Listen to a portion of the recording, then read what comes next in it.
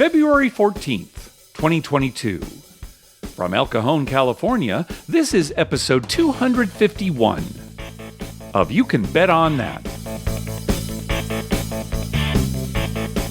Hi, everybody. Welcome to You Can Bet On That, a podcast for the recreational gambler.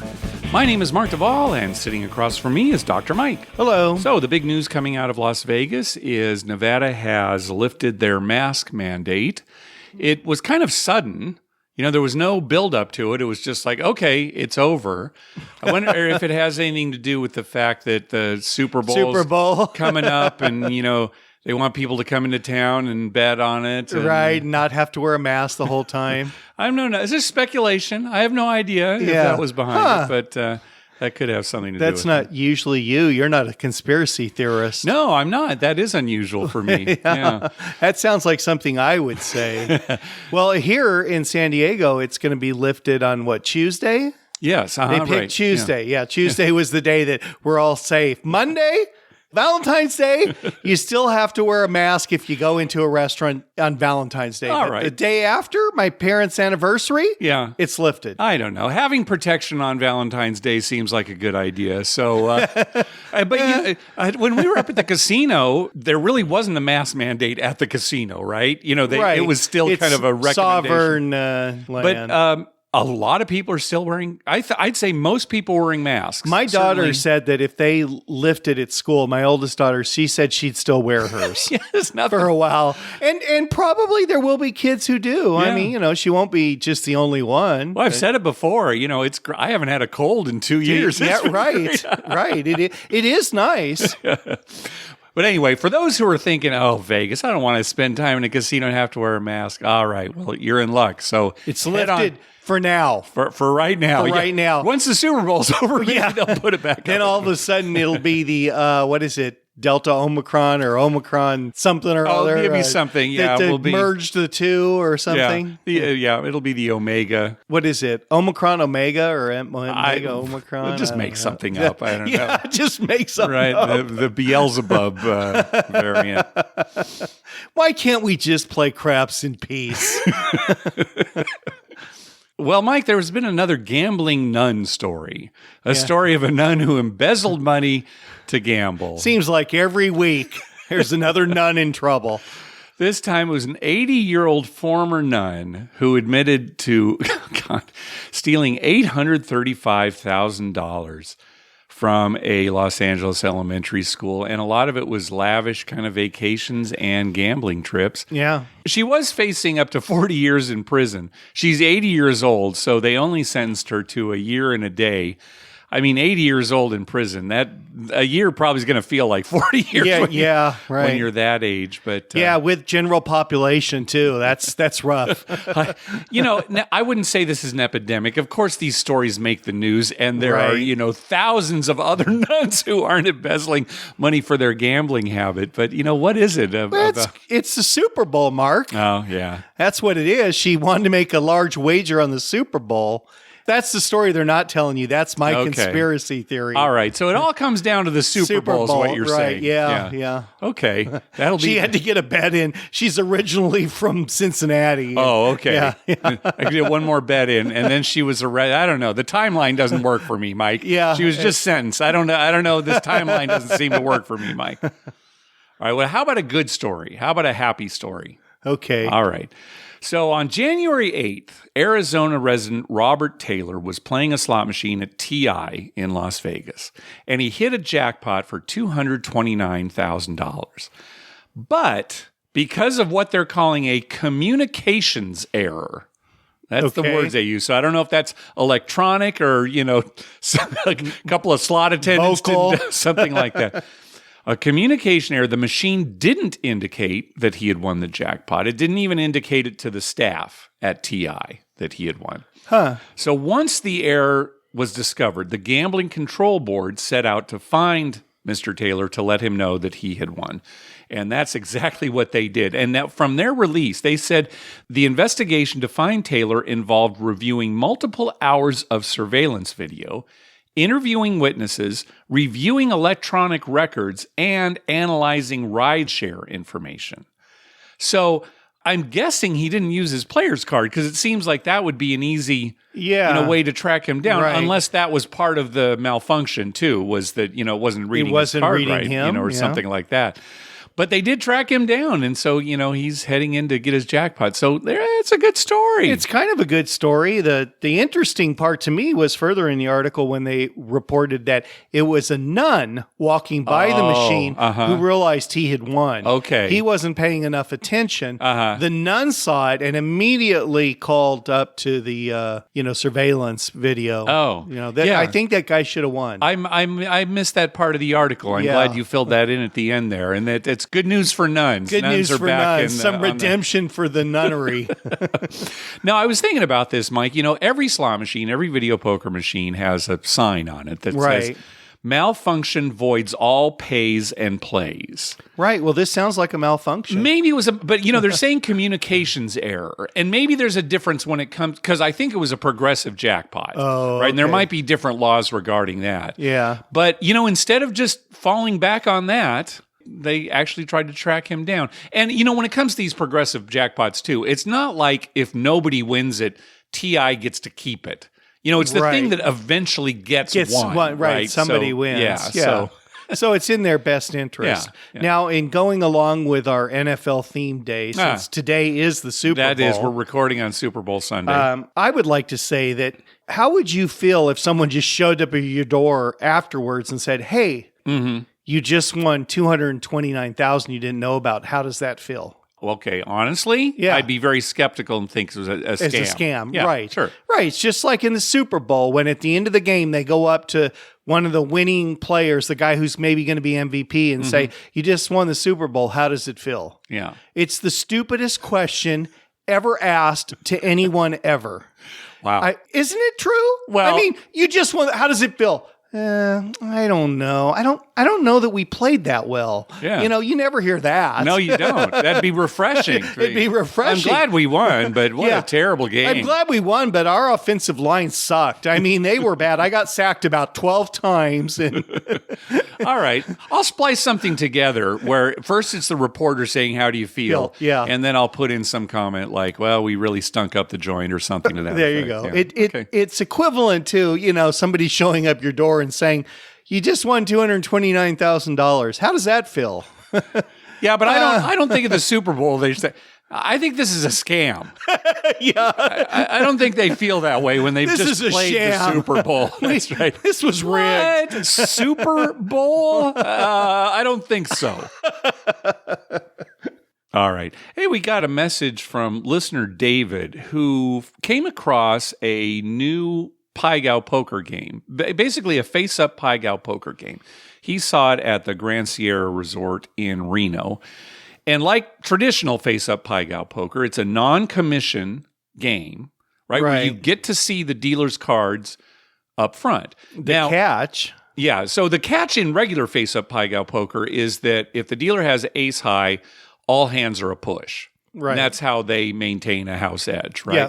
In this version, all players lose if the dealer has a pair of jacks. Only. Well, what it says in the literature, and David sent it to me, was if the dealer has two or more jacks, the Pai Gow wager loses. Oh, so even if he split them. That's what I'm thinking, yes. Yeah. Now, it wasn't very specific, and David wasn't sure.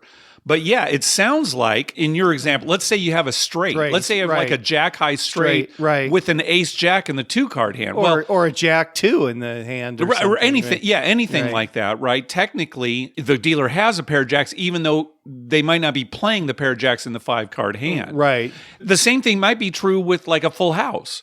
What if you have jacks full of kings? Well, you do have a pair of jacks in the hand. Right. So I'm guessing in that case, the player also loses. Even though the game's been out for a year, I could find very little information about it. In fact, the Wizard of Odds hasn't run any kind of analysis on it, so I have no idea what the house edge is. I'm thinking, though, this would be way less popular than the standard face-up Pai Gow because you actually lose these hands. It's not a push. Now, I would say that in the long run, you're probably going to lose when the dealer has a pair of jacks more often than you're going to win or push, right? Because he might have a good hand. Sure. But for those times where you actually beat the dealer and then you end up losing the hand. Right. That's got to sting. I think it's less of a sting when the dealer has ace high in the regular face-up pie gow and you push. It's like, another ace high. Right. But to actually lose, I think it's more of a Well, sting. it'd be heartbreaking, if you had a pair of aces and you had king, queen on top, and the dealer turns over jacks with a 10-8 on the top, right? Yeah. And you're thinking, great, I won, and no, you lost. You actually lose, That would be a lot more devastating, I think. Well, that might explain why, again, the game came out about this time last year, and we haven't really heard about it till now. Right. And there hasn't even been an analysis from the Wizards. So, well, if you saw that, if there's a table of that and then there's regular pie gow right next to it, you just go to regular pie gow, I would, right? I would, yeah. Anyway, I thought it was interesting. It's always kind of fun to hear about these different variations of these popular There's no games, way I can relate that to the Super Bowl, though. I mean, can't tie it in at all. Can't tie that in at all. All right, no. all right. Yeah. Unless you think about how stupid overtime is. Oh, well, that's definitely been the case during the playoffs. Hey, it's not as bad as it used to be, where any score at the beginning, even if it was a field goal. Right, it used to be worse, but. All right, well, let's move on then. Maybe you can get some kind of Super Bowl content out of this. So, on our last episode, listener David called in talking about a nice cruise that he went on. 2 cruises, actually. One where he took his son, and then one where his intent was to lose all his money so he wouldn't attempt to go back because he had a new baby along the way. And Mike, you were asking, well, what about the dealers? A lot of times on cruise ships... Right, people have multiple jobs. Yeah, the employees do 2 different kinds of things. You were wondering, well, what about the dealers? Do they actually have 2 different jobs? So we got a response from David. He said... In answer to your question about casino dealers on cruise ships, they are only dealers. They don't work anywhere else on the ship, much like entertainers and such. Presumably, the reason is that when a dealer has just worked till 3 a.m., they want them to get enough rest before they start again at 4 p.m. so that they're not making mistakes. And he goes on, other crew members do multiple jobs within the same category. So your cocktail waiter in the casino will also serve drinks by the pool. Your cabin steward will also do housekeeping elsewhere, etc. That's the way all cruise ships I've ever been on have been like anyways. It's also worth noting that some cruise lines / corporations completely subcontract their casino. So it's a separate company entirely funding, running, profiting from the casino. I believe that's usually on smaller lines. So that, kind of makes sense. But we did also get an email from listener Jeff who said, Carnival dealers, and this was also, Carnival was the line that David was on as well. Yeah. Carnival dealers are always very friendly and always thank a player whether a tip wins or loses. Dealers must have a minimum of, I think, 2 years of experience dealing in a casino before they be hired on a ship. They do cover other areas for their days off. One of our dealers was a waiter at brunch since the ship's tables don't open until noon or so. So a couple different answers there. So well, it may depend on the length of the cruise. A lot of factors, sure. Yeah, stuff like that, other factors. Yeah. You would want your dealers to be fresh. Sure, of course. Well, and you'd want them to have good balance because you're on a ship. That's right. Right? So cutting chips and things like that might be difficult. So you don't want a new dealer who's trying to think about, what the payout is while the ship's rocking and rolling. Right. Well, and Jeff does go, in he's saying that the dealers are only doing other jobs on their days off, as the way he said it, right? As opposed to, when 2 different shifts during a day. Yeah. And they may get paid more for that. It might be a thing where, you can deal, but if you want to on your days off do something else, you'd make a little extra money. Yeah. So that could be. What would you want to do on your days off? When you retire and you're dealing on a cruise ship, what do you want to do on your days off? I want to play craps. Yeah. Oh, Mark, isn't this your day off? Yeah. I want to be on this side of the table now. Right. Don't make any mistakes. You can't do that, Mark. You got to do something else on the ship. Something else on the ship? Yeah. I don't know. Walk around. I don't know. I've never been on a cruise ship. I lie on the deck. It's an easy answer, Mark. All right, tell me. Easy answer. All right, go ahead. Hand towels to people on the deck and stuff who are that's what I do on my days off. Just hand towels. So all right. So I want to get this straight. I'm retired, right? But I'm dealing craps on a cruise ship, right? And on my time off, the best thing for me to do would be to hand out towels. Yeah. Okay. Yeah. All right. That's a nice, easy job. And, people love you. Oh, here comes that towel boy. Yeah. How can I argue with that? Yeah. No, that's your career. That's what you're going to do. Oh. That's your life. That's what you have to look forward to. We were talking about retirement. I had other plans, but I guess that's what it's going to be. Huh? Towel boy. Towel boy.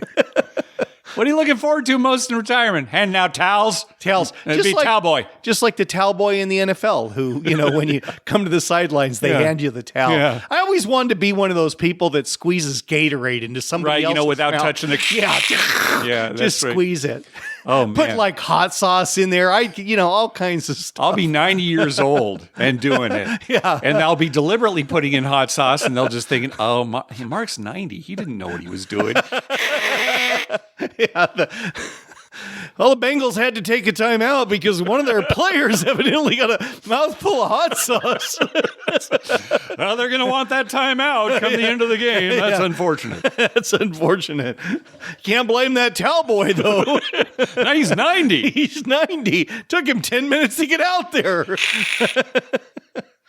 Hey, thanks to everyone who's been clicking through our Amazon link.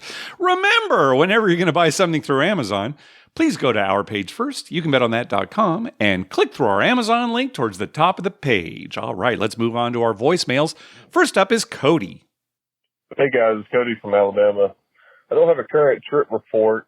It's been a while since I've been to a casino due to COVID and work and just really life in general. But on the previous show, when you mentioned the caller that had talked about not getting the vouchers, who's going to have to sit through a timeshare, and then Dr. Mike mentioned when you walk the streets of Vegas, to avoid, the people that come up to you to ask for things. It reminded me of a trip back in the summer of 2008. So I went with two of my friends, and I had been to Vegas once before. The other two guys that I was with had never been before. We were all in our early 20s at the time. I'd kind of already learned to avoid people on the street as much as possible in Las Vegas because there was always something to why they would come up and approach you to begin with. But anyway, we had gotten off the plane maybe 30 minutes before. And if you're familiar with Vegas or what Vegas looked like in 2008 anyway, if you think about the area between walking back towards the Strip, leaving the Hooters casino, which is where we were staying at the time, we were walking back up towards the Strip, and a man and another guy, they both approach us, and they are offering the old shell game, like, put the ping pong ball under the shell and, they'll rearrange it or whatever. And they're trying to do, some street bets and street gambling. So me and one of the guys that I was with, we just keep walking because obviously, this is a scam, and, we're trying to avoid getting ripped off as soon as we've gotten to Vegas. And we probably walk about 25 or 30 yards up, and we notice that our other friend is not with us, and we turn around. We see the two guys that had approached him with the shell game. They take off running into the bushes, and he's chasing after them because there he is, 30 minutes into his Vegas trip, and he's already been ripped off of $200 because he fell for the shell game. So anyway, it just reminded me of that story, and I wanted to call and share that with you guys. But anyway, enjoy the show. I play the shell game in Las Vegas, but only in the casino. In the casino, yeah. I don't trust the street vendors. Yeah, they're usually on those bridges. Yeah. That cross over. There'll be somebody there, having a little side shell game. Yeah, a little that or 3-card Monty or something. Yeah, or something. Yeah, I wonder if the police actually do anything about that. I think they do. It's it's kind of a hit and it. run kind of a thing, right? They do it as quickly as possible and then move on. They've got shills, kind of working for them too. So, right. When I was in New Orleans, there was a lot of that. Yeah. Just on the streets of New Orleans, Yeah. And guys coming up saying, I know where you got those shoes. I bet you $10. I know where you got those shoes. Right. And then you hear him to some other person say, "Oh, you got them on your feet." That kind of thing. Yeah. It's so annoying. I'd much rather have like a 90-year-old grandma with her, 7-year-old great grandson standing next to her, hand me some picture of a girl who wants to, do in-room entertainment.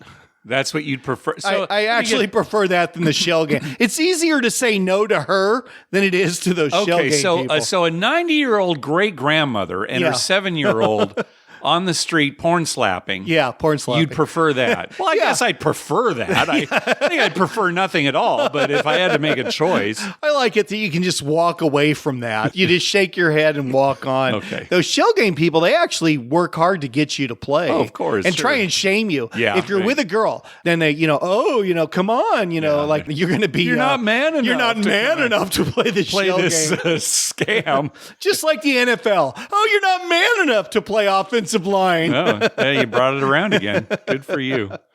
All right. Next up is Connor. Hey, guys. Kind of a different call. No trip report, but I did want to let you guys in on a little game that me and my friends play. So we call it 5 dice. I'm not sure what the actual name is, but however many people are playing, each person picks up a die, and the lowest number goes last. It's beneficial to go last. So the game works like this. Whoever is going first rolls 5 dice. Every number counts as what it is except for the 3. The 3 counts as 0. And you have to take at least 1 die every time you roll. So you roll 5 dice. Say you roll a 3, you take that one, you have 0. The goal of the game is to have the lowest number total. And we play by everyone puts a dollar in, everyone rolls. And the number to beat is a 3. And the last person who rolls, they roll a 3 as well. It's a push, everyone throws in another dollar, and it goes back around again. I hope that makes sense. It's a pretty fun game if you're just sitting around with your buddies. And let me know what you think. All right, Mike, you got it? Yep, I got it. Okay, so let's talk about some of the rules on this, flesh it out a little bit more. Okay, so the game, the popular names for this game is Threes Away. Threes Away. And the idea behind it is that you roll 5 dice, everybody gets to roll 5 dice, and whoever ends up with the lowest total wins the pot. Right. Right. So at the beginning of each round, everybody throws in a predetermined amount, $1, $2, whatever you decide. Right. And then what he was talking about at the beginning there was you determine who's going to act last. Think of it as being on the button in a poker hand, right? Right. Acting last, you actually have an advantage acting last. So however you want to determine who acts last, maybe everybody rolls 1 die and whoever ends up with the lowest or the highest, whatever. That determines who acts last. And then moving forward, maybe you go around counterclockwise when you play the game, and each round the person who acts last rotates also. So everybody gets a chance to act last. So everybody gets a chance to roll 5 dice. Every time you roll, you have to hold back at least 1. You can do more than 1, but at least 1 of the dice that was rolled. And then you can roll the remainder. Okay? Like he said, the value of the dice, their face value, except for 3s, which are worth 0, right? Right. So if you're the first person and you roll, 3, 3, 6, 5, 4. Well, you're going to keep those 2 3s. Right. Kind of like in Yahtzee where you put it aside, right? You're going to keep those 2 3s and then roll the remaining ones, right? Right. And you have to hold back at least 1 die every time. So in this example, let's say you roll the 3 remaining dice and it comes up 6, 6, 6. Right. Well, you have to hold on to one of those 6s, right? You have to do at least 1. And then let's say for the final roll, it comes up 3, 1. Well, maybe you keep both of those. You certainly keep the 3. Right. And the chances of, rolling, maybe you keep that 1, right? You add them all up. So in this example I came up with, your total would be 7. You have 3 3s, which is 0. And a 1 6 and a 6 and a 1, so it's 7, right? Yeah. So you're done. Then the 5 dice go to the next person. He does the same thing. He does the exact same thing, having the advantage of knowing that he at least has to beat a 7 to continue. Right. So and that's why being last is so important. Right. You know what you have know to what beat. you have to beat. Right. Right. And then that's it. You know, and you move forward. It's actually a very popular dice gambling game. Right. Right. We played a game when I was in school. It had a 2-word name. The first word was rat. Okay. The second word started with an F and ended with a K. Yeah. And fire truck, rat fire truck. Yeah. Okay. All right, go ahead. We would all put in a buck. It was a card game. One of the guys had made it up. Okay. And I'm not going to go into it. It was pretty complicated, but it was a card game. We played a lot of that in school. And the funny thing is so there was 100 of us in my class. This is in postgraduate school. We would have these tests where you're in a room and there'd be 100 of us and the test would be 3-4 hours long. Yeah. And so somewhere, an hour into it, one of the guys would say, how about a game of rat? F. And we would stop, 5 or 6 of us that like to play it. Wait a minute. Back up here. You're taking a test? Yes, we're taking it. But the professor's like at the front of the class? Right. As long as you're not cheating, we'd go off to the side and play one round of... Really? Yeah. I've never heard of such a thing. And we'd sit there and, and the funny thing is, it's kind of a round robin thing, and you played until it was down to 2 people. Oh, okay. They're eliminated. And then one guy was out, and the last guy remaining gets the pot. Okay, yeah. And so every time one of us got out, we would scream as loud as we could, "I'm out!" And the whole class would stop. And, the professors never had a problem with it. Some of the other classmates were not happy. I was going to say, you're taking a test and somebody's, "I'm out," and laughing. Yeah. And we were all pretty good. And all of us who played, we really didn't need the whole 4 hours for the test, right? So we would take our time. I can't believe I've never heard this story. Yeah. This made me think of it. Oh, my gosh. Well, that's great. It was so much fun. And we got the biggest kick out of the other people who, there's always some uptight people. Yeah, right, sure. Who would be so uptight about this test. We were like, "Oh, God, you got 4 hours. You can do this in 2.5. I mean, you got plenty of time." Oh, my gosh. Yeah, I'd probably complain if I... It was a week. Of course, I'd actually be playing the game. Yeah, I wouldn't complain. No, I'd you would be playing the game. Yeah. It was so much fun.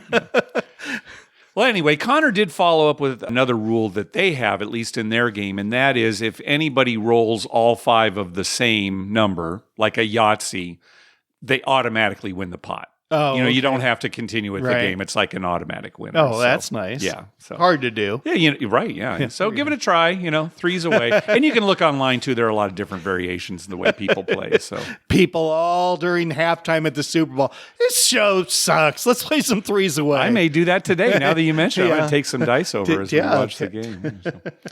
All right. Next call. Hey, Mark and Dr. Mike. It's Adam from St. Louis. First-time caller. I've been binging all of your episodes here. I went to Vegas for the first time last year. No crazy stories to tell. I got wiped out in craps for the first time I went, of course. But I loved Face Up Pie Gal. And it's because you guys have talked about it so much, and I love the house edge. And I hadn't really had any stories until now. So I was at a local casino tonight, and I found maybe like an advantage play of some kind. I can't even imagine what the player advantage here would be. But so we were setting our hands, and I was looking over to the guy next to me, and I noticed that he fouled his hand. He put a higher-ranking hand in his 2-card hand versus his 5-card hand. And the dealer just didn't notice. They just pushed as normal, and so he was able to, not lose his wager there. And then like 5 minutes later, I saw him do it again, and I just kind of looked over, and he just like shrugged back at me. And so I was like, "Oh, okay, maybe I can give this a go." And so I was terribly nervous the whole time. But for the next like half an hour, we just couldn't lose. I mean, it probably only happened 4 or 5 times we were able to push when we probably should have lost. So that's my only advantage play. I don't have a ton of stories. I absolutely love the podcast. You guys are really fantastic. And I hope to see you guys out in Vegas at some point here in the future. Thanks so much. Yeah, we've heard of this advantage play. I don't know if we mentioned it on the show, but when we first heard about it, the situation was the dealer was actually correcting people who had played their hand correctly and "Oh, no, you should have played it this way," resulting in a foul, but, changing the outcome of the game. So that probably wasn't the case here, but... Right. This was probably a case of a dealer who was just not a good dealer and just looked at the top hand. Yeah. You've got, ace queen up there. You push. Right. Just it was going too fast. Even though you got king high in the bottom. This is interesting because we've talked in the past about, how do you deal with dealer mistakes, right? And, do you call attention to it? Do you not? That kind of a thing.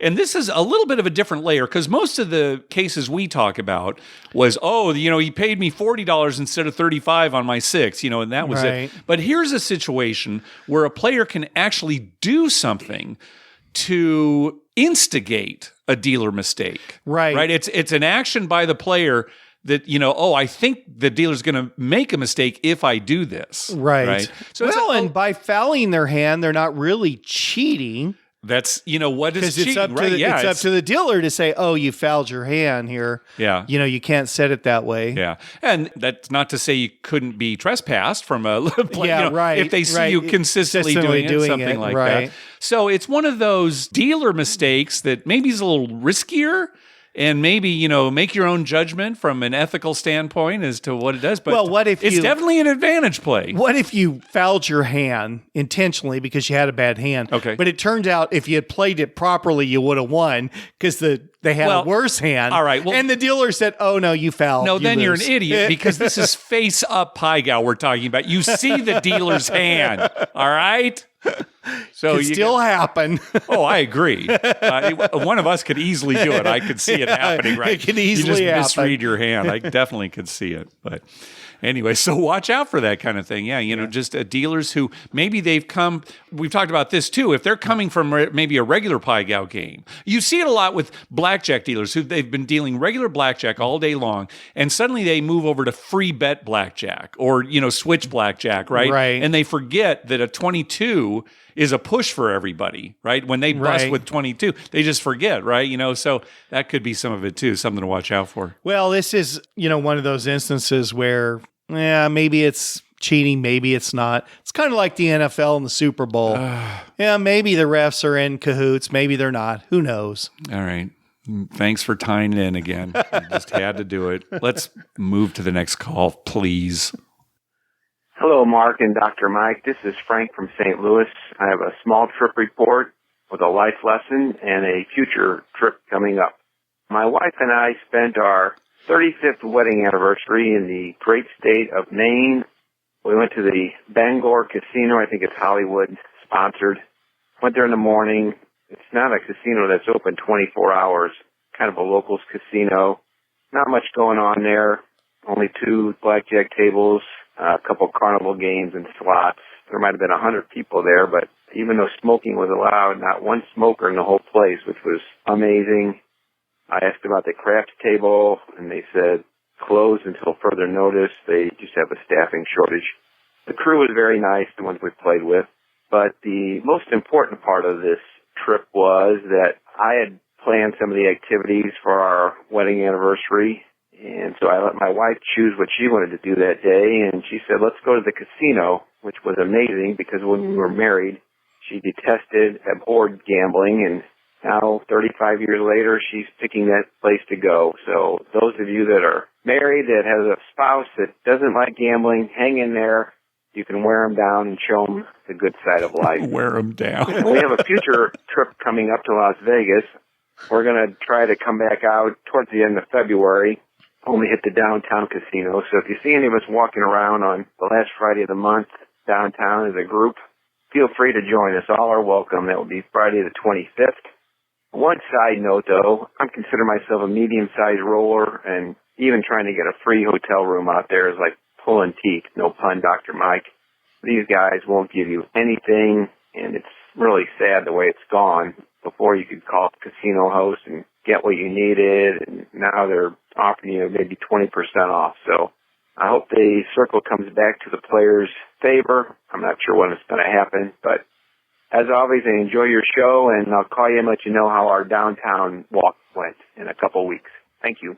Okay, good. Well, good luck. And yeah, you might have better luck downtown, getting comps and benefits, that kind of thing too, right? So, well, I like his life lesson that if you're persistent, you can wear them down. Yeah, exactly. Might take 35 years, yeah, but you can wear them down. When I was getting ready for the show, I was editing some of these calls, and I was playing this one real loud so that Sherry could hear. She was in the kitchen to hear subliminally that. So it's like, put some message into her mind. Now, in all fairness, she doesn't hate gambling, and she likes going to the casino with me. But my wife doesn't mind it. She likes going. Yeah. We actually lately have been into playing. It's one of those online free gambling where they give you so many.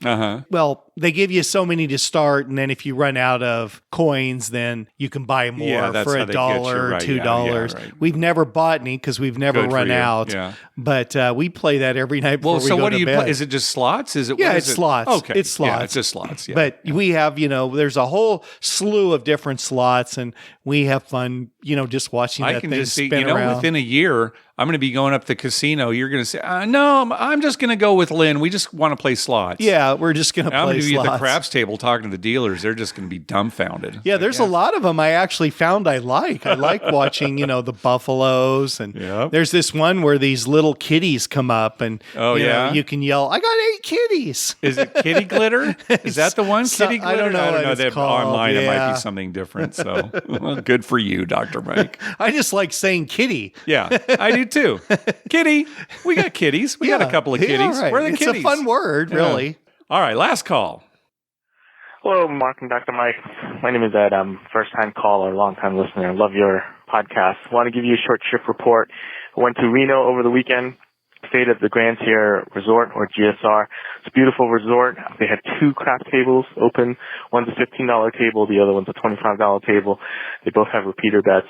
They also installed the Roll to Win machine, which was a $10 minimum. They also had the bumpers on the surface, which was really funny because the stick person working there, they're all new. Couldn't push the dice without having them flip over all over the place. The Roll to Win machine was 5-time odds. They also have bubble craps there, which is 2-time odds and $1 minimum. This was the first weekend they put the Roll to Win machine in. So even though I was playing, a lot of the staff came over to ask me how I liked it and what I thought of it. And they were commenting how they saw some 20-count rollers. And I was amused because I actually play in Northern California, where I've seen 40s and 50s, and I even heard a story about 104 rollers. So I guess GSR is in for a little surprise.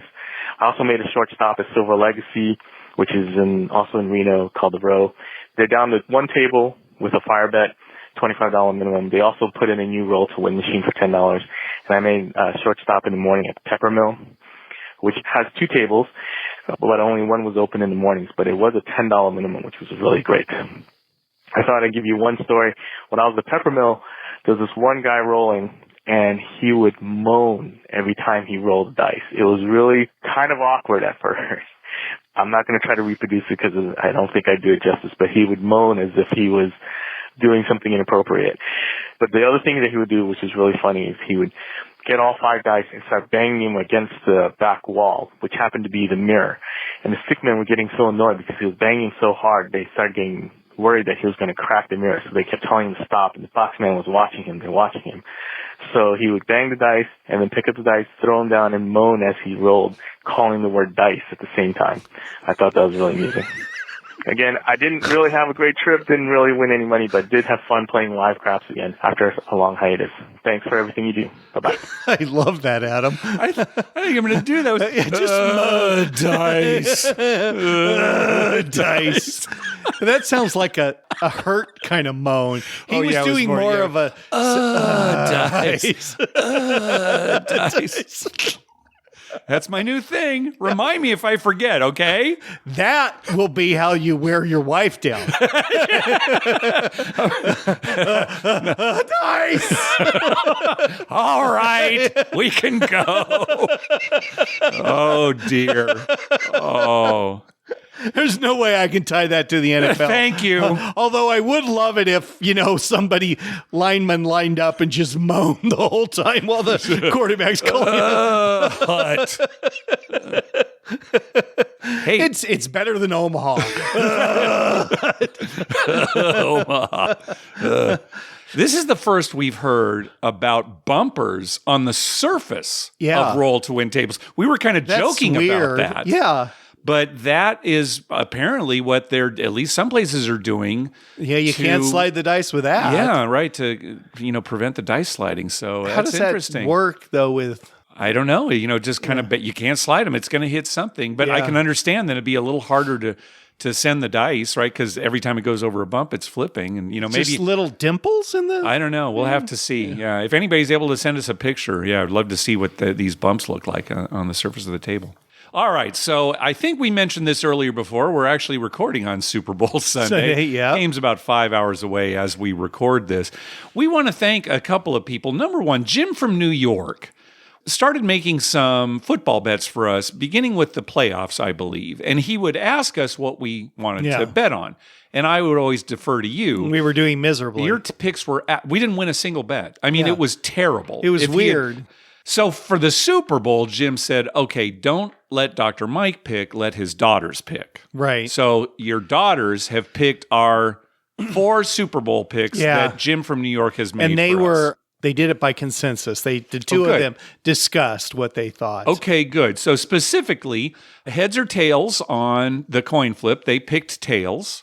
At plus 100. That's nice. Hey, like, plus 100. Good. Yeah. Overtime or no overtime, they went with no overtime, which is probably the opposite of what you would have done, but it's smart, I think. Because there's only been one overtime game, Yeah, right. That was at minus 1,400. They took the Rams to win outright, so we got the Rams money line. Yeah, against my better judgment. Well, it's the money line, minus 180. Right. And I saw it as high as minus 200 today. Oh, really? So, it looks like we got in there. And you were talking about how it's against yours. You've picked Cincinnati with the points. So we could conceivably win both those bets, right? Right. If the Rams win by less and that's than 4, why I picked Cincinnati, because I think it's a close game. Yeah. And I think it's going to be a 1 or 2 point game. And when you're getting 4, I'm going with Cincinnati. And then finally, the bet that the girls came up with, yellow/green/lime Gatorade to be poured on the winning coach. And we got plus 450 on that. Yeah. So thank you, Jim. What would you have picked? The red? For the Gatorade? Yeah, or orange. I think this is a good choice. To I like yellow, the line. Yeah. Also, thanks to listener Ryan, he entered us into his 100 square football pool. It's a pay-by-the-minute pool, so every football minute, whatever the score is, if you're on that square, you get some money, and then there are some bonuses for the end of the quarters and the end of the game. So thank you, Ryan, for putting us in that. Yeah, we didn't get great numbers. Well, that's what the risk you take with the 100 pool, when it goes by minute time, it could work out okay. There could be some weird score in the middle of a quarter. Sure, yeah. Hey, I want to give a shout out to a couple of guys, Chris Cosenza and Scott Long. They are the hosts of the Ante Up Poker podcast. And after 16 years of doing this show, they have decided to call it quits. This is a show, it was one of the very first podcasts I ever listened to. They started it when they were reporters for the St. Petersburg Times. And it evolved into not just a popular podcast, but a company that they started on their own, the Ante Up magazine, poker magazine. Right. So 16 years, they've done a great job. It's a show for regular poker players. In other words, they do cover some of the big events and some of the stars of the game, but it's really more for the recreational player. And so it was always a lot of fun to listen to. I got to meet them a few years back when they had just started the magazine. They came out to Harrah's, Southern California, to take a look at the poker. I remember that, And they were very gracious, and it was great to meet them. And then later, once we started this show, there was an episode that they had where somebody wrote into them and had a question about, wild card games or home games, that are kind of crazy. And they said, we don't really, talk about games like that. We're more for the traditional games. So I called in and said, hey, I met you guys at Harrah's. I've got a new podcast. We do talk about weird home games. We had our home game poker segment. So if people want to, give a listen, and they played the call on their show. So I know we got more listeners because of that. So really appreciate that. So and why are they stopping their podcast? I think it's just time. They've done it for so long. And they said, they may come back with special episodes here and there. So it's just more kind of moving on. That's good to know when you're done. Yeah. Right? Yeah. We should have stopped after the first one. Yeah, we didn't know. Well, we didn't know. And so we're going to have to keep going. Anyway, so good luck to them and thank you and congratulations on a great run. All right, Mike, Biloxi. 50-50. 50-50 now. Yeah. See, this is the thing. We all thought 95%. When you originally said 95%, it's like, no way is it that high. It might be higher next week. I don't know. All right. It all comes down to several factors, but the biggest one is, can I deal with a trip? Oh, physically? Yeah. Had some issues, and, physically, can I make that long a trip? Okay. So. All right. Well, folks, I'm going to put as much pressure as I can on Dr. Mike to yes, I know you will. forward to this, because everybody wants to see you, and I know we'd have a great time. And, we're going to have hotel rooms when we get there. You can go up and lie down. Yeah, that's true. Nothing better than lying down in a hotel room. So there you go. All right. Well, stay tuned, everybody. And also, we are about a month away from our 4th semi-annual You Can Bet on That poker tournament. Yes. We're going to hold that on Selection Sunday for March Madness. We'll have much more to talk about on the next episode, but, that's coming up. That's coming up, yeah. Get ready. Well, that's going to do it for this episode. We want to thank some people for some recurring donations. James, the Color Up YouTube Craps channel, Kurt, Robin from Anytime Gambling, and Nathan. Thank you very much for those recurring donations. We also got a donation from Asher and Tommy. Karma donation. Our family is doing our 3rd annual Super Bowl Vegas trip. Hopefully I'll be calling in to do a trip report on a monster roll we had. Thanks for keeping us entertained. Keep doing what you do. Well, good luck. They're there right now, I'm sure, getting ready to watch the game. So hopefully they're having a good trip. You and I cannot go to Las Vegas during the Super Bowl. Correct. We've talked about this. Because we like to watch the Super Bowl. Right. And we would not be watching it if we were in There's Vegas. no way. If it was some party, some event where we're in these super comfy chairs, right, and we're reclined and we're watching the game, we're going to be looking behind our back. Isn't the craps table right over there? Right. Isn't it right there? I don't like any distraction. I don't. Yeah. And I've said this before. I don't even like going to Super Bowl parties because there's inevitably people there who could care less about the game and they're just talking and having a good time. And that's fine. That's sure. But I like to concentrate on the game. I like to rag on the plays I don't like. And I like to turn to my daughters and tell them, how stupid a call that was, stuff like that. I need that during the Super Bowl. It's my last chance until next season. Yeah. Well, again, when you're listening to this, the game will have already been played. We don't know what's going to happen because it's still coming up. I do. I do. Yeah, we'll see if you do. Hey, be sure to check out our TV listing showing all the gambling-related shows coming up within the next 2 weeks at youcanbetonthat.com/TV-listings and our list of gambling-related movies at youcanbetonthat.com/movies. We'd love to hear from you. Call our voicemail hotline at 951-292-4377. That's 9512-WAGERS. 9512-WAGERS. Or you can email us at youcanbetonThat@gmail.com. You can also follow us on Twitter at YouCanBetOnThat and on Facebook at facebook.com/YouCanBetOnThat. Finally, please go to your favorite podcast app and write a review of the show. We love getting your feedback. All right, Dr. Mike. Well, there's been a lot of talk recently. Somebody did a poll and they found out that 48% of football fans would rather have the Super Bowl on a Saturday. Really? This is true. You're not making this up. I'm not making this up. Okay. That is true. Okay. 48% of football fans would rather have Super Bowl on Saturday. And I understand why, because if it was on Saturday, you could party all night. And you can recover on Sunday. You recover on Sunday. Yeah, a lot of people, especially on the East Coast. Oh, yeah. Right, because the game's ending like at 11 o'clock at night or something. They've been drinking the whole time and everything, and then they got to get up early and go to work Monday morning. Yeah. So, people would prefer it on Saturday. That being said, that is not my major issue with the Super Bowl. Okay. My major issue has always been, why is the start time so weird? Oh, compared to all the other games. All season long, they don't start at 3:30 Pacific, 6:30 Eastern. Even Monday Night Football and stuff. Yeah. It's the only time, and I think it should start at a regular time, like 1 o'clock here on the West Coast, 4 o'clock Eastern. Yeah. Because they're used to that. The players are used to that. Yeah. That's a normal start time for them. They can go through their normal routine. Weird start time. And then the halftime show, I understand they want to make it a big spectacle and stuff, but normally halftime's 12 minutes. Yeah. And they, basically go in, maybe change, maybe, have a little talk, come out and play. And this, when they have like half hour to 45-minute halftime. It makes a difference. It changes the game. It changes the game. Yeah. It so much changes the game that it's not a real game. Yeah. Right? Yeah. I would prefer that they have the AFC, NFC championship games, and the very next week they have the Super Bowl. And didn't they do that one year? They did that one year. Yeah. The very next week have the Super Bowl and have it at a regular time and have just a normal halftime.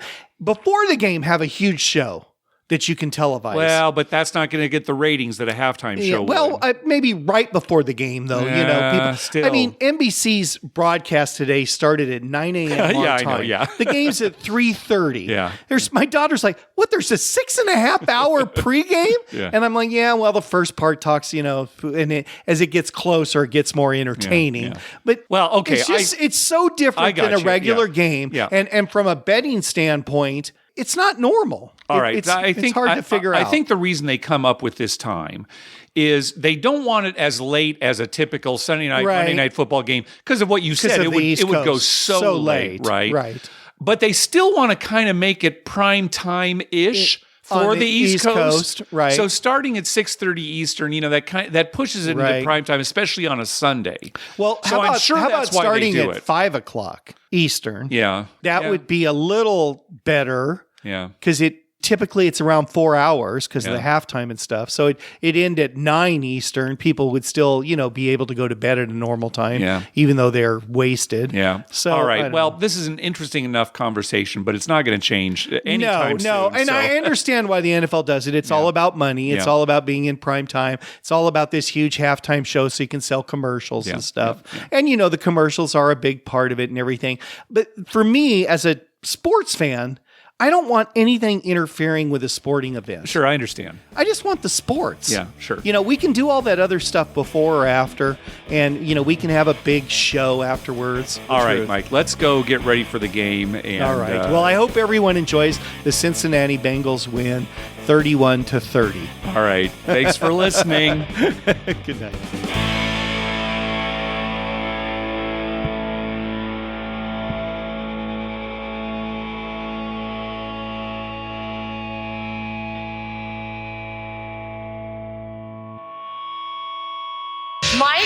Mark, that was wonderful. I had no idea you were so talented. The audience is going to love you.